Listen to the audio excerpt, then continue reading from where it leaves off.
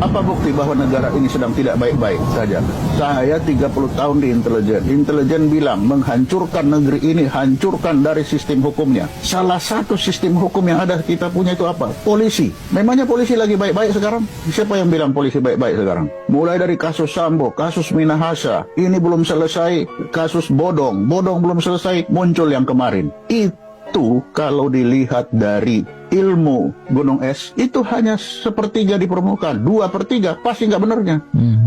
Inilah yang saya bilang, tidak baik-baik saja negeri ini. Sudah seperti itu, apa yang dilakukan DPR? Orang yang merancang bunuh orang dengan dirancang lalu berbohong. Polisi tembak polisi di rumah polisi yang masih CCTV. Tapi apa yang di DPR? Dipuja-puji, bukan dikoreksi, bukan dimarahi. Kenapa kamu malah dipuja-puji? Ini apakah sedang baik-baik negeri ini? Kalau penegakan hukum sudah tidak benar, itu baru polisi. Kita lihat hakim, 9 hakim. Coba apa yang kemarin? Sistem hukum kita sudah hancur. Ketika hukum sudah hancur, tidak ada lagi kepercayaan rakyat terhadap hukum. Apa yang akan terjadi? Hukum rimba.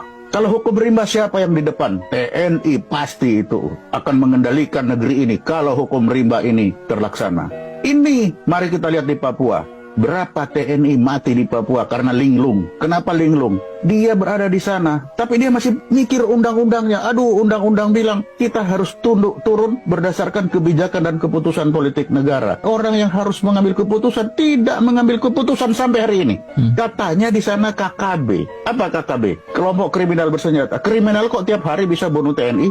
Apa kriminal? Nah, dia bilang kami ini Tentara Pembebasan Nasional Papua Barat. Itu sudah pengakuan lah. Kalau sudah Tentara Pembebasan Nasional Papua Barat, maka mereka itu sudah masuk pemberontak.